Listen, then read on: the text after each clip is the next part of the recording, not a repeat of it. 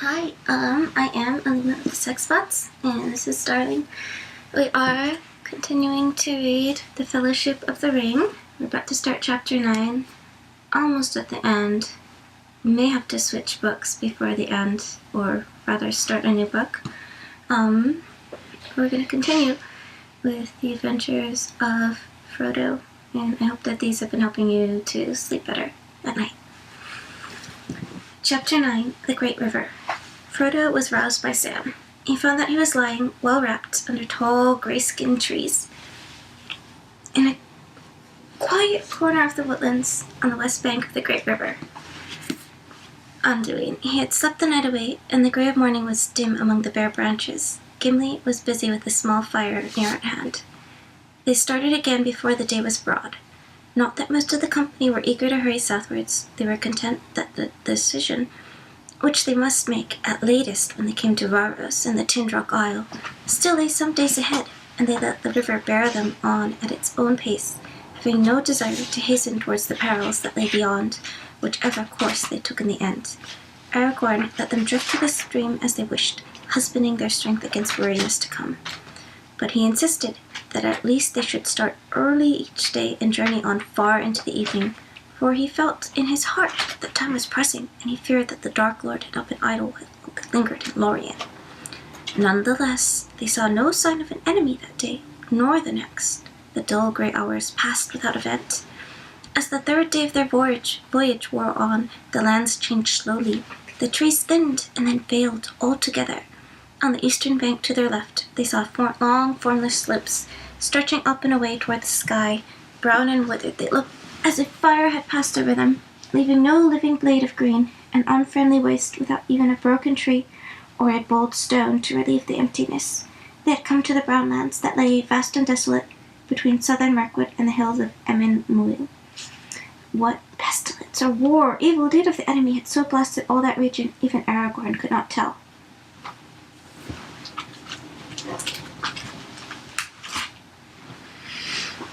Upon the west, to their right, the land was treeless also, but it was flat, and in many places green with wide plains of grass. On this side of the river, they passed forests of great reeds, so tall that they shut out all view to the west, as the little boats went rustling by along their fluttering borders. Their dark, withered plumes bent and tossed in the light, cold airs, hissing softly and sadly. Here and there, through openings, Frodo could catch sudden glimpses of rolling meads, and far beyond them, hills in the sunset, and away on the edge of sight, a dark line were marched the southernmost ranks of the Misty Mountains. There was no sign of living, moving things, save birds. Of these there were many, small fowl whistling and piping the reeds, but they were seldom seen.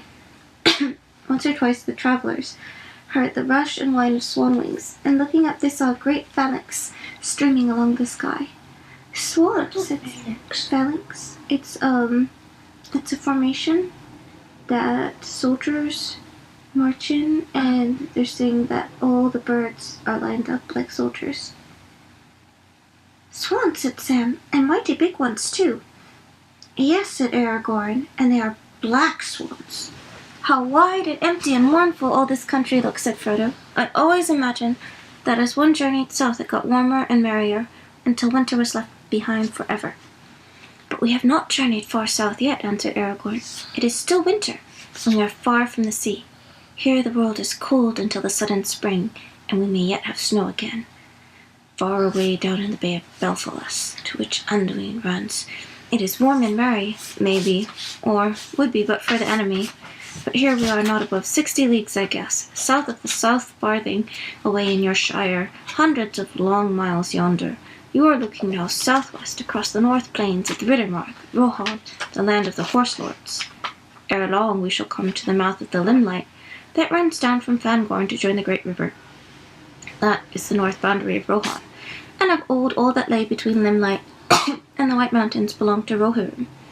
It is a rich and pleasant land, and its grass has no rival.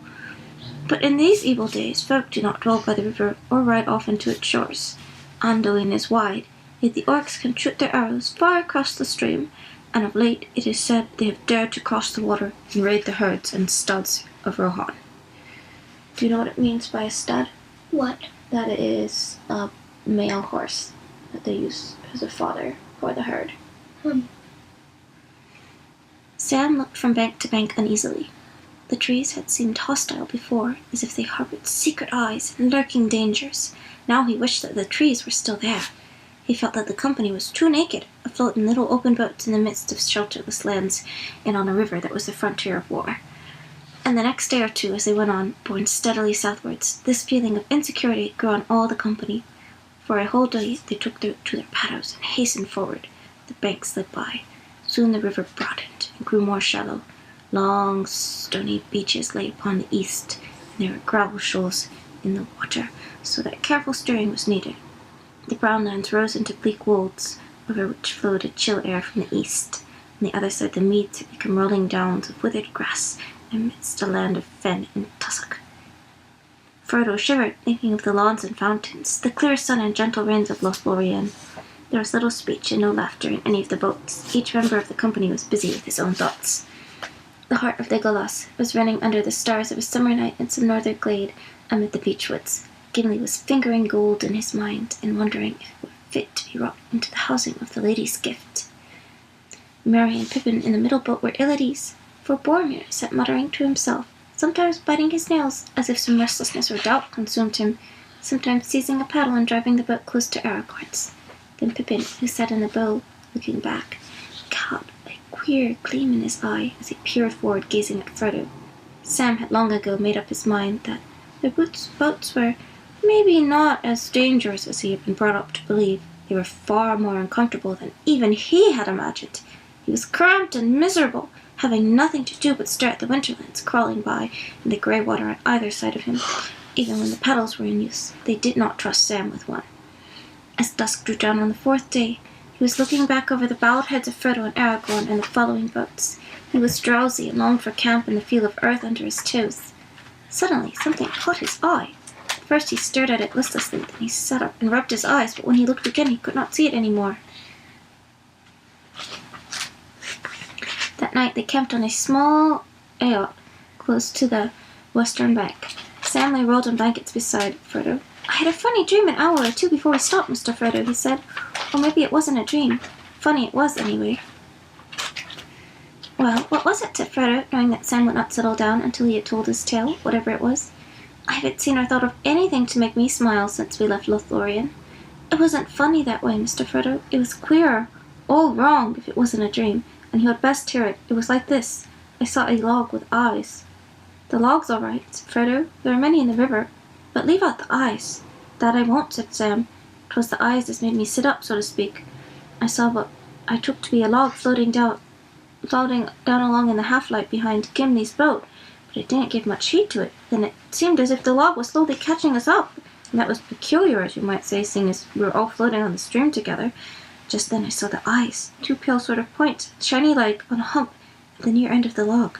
What's more, it wasn't a log, for it had paddle feet, like a swan's almost, only they seemed bigger, kept dipping in and out of the water.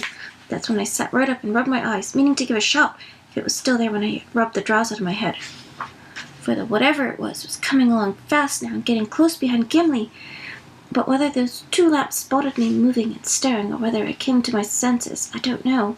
When I looked again, it wasn't there, yet I think I caught a glimpse, with the tail of my eyes, the sailing is, of something dark shooting under the shadow of the bank. I couldn't see no more eyes, though. I said to myself, 'Dreaming again, Sam Janji,' I said, and I said no more just then, but I've been thinking since, and now I'm not so sure. What do you make of it, Mr. Frodo?" "I should make nothing of it but a long in the dusk and sleep in your eyes, Sam," said Frodo, "if this was the first time that those eyes had been seen. But it isn't. I saw them away back north before we reached Lorien, and I saw a strange creature with eyes climbing to the flat that night. Haldir saw it too." "Oh, it was the same thing." "Yeah, that scared them in the trees." "And do you remember the report of the elves that went after the orc band?" "We're gonna pause so you can go blow your nose, okay?" "Okay." "Ah," said Sam, "I do, and I remember more too. I don't like my thoughts, but thinking of one thing and another, and Mr. Bilbo's stories and all, I fancy I could put a name on the creature at a guess. A nasty name." Gollum, maybe. Gollum. Yes, that is what I have feared for some time, said Frodo. Ever since the night on the flat. I suppose he was lurking in Moria, and picked up our trail then, but I hoped that our stay in Lorien would throw him off the scent again. The miserable creature must have been hiding in the woods by the silver load, watching us start off.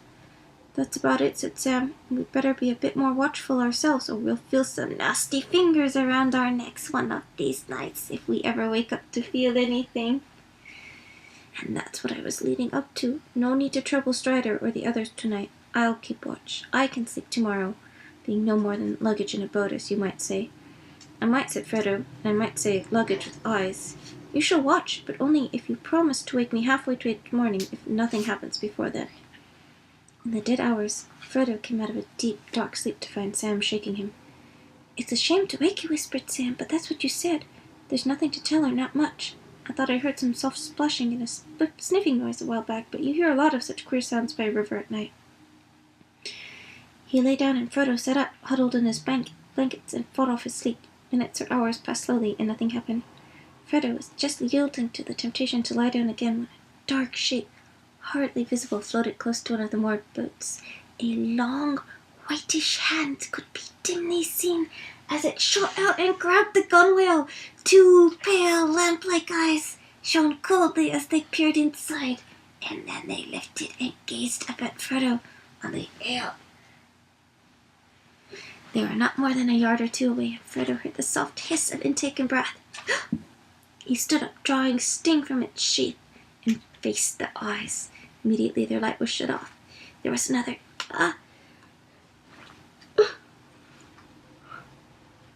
hiss and a splash, and the dark log ships shot away downstream into the night. Aragorn, stirred in his sleep, turned over and sat up. What is it? He whispered, springing up and coming to Frodo. I felt something in my sleep. Why have you drawn your sword? Gollum, answered Frodo. Or at least, so I guess. Ah, said Aragorn. So you know about our little footpad, do you? He padded after us all through Moria, right down to Nimrodel. Since we took to boats, he's been lying on a log and paddling with hands and feet. I've tried to catch him once or twice at night, but he is slyer than a fox and slippery as a fish. I hoped the river boy would beat him, but he is too clever a waterman. We shall have to try going faster tomorrow. You lie down now, and I will keep watch for what is left of the night.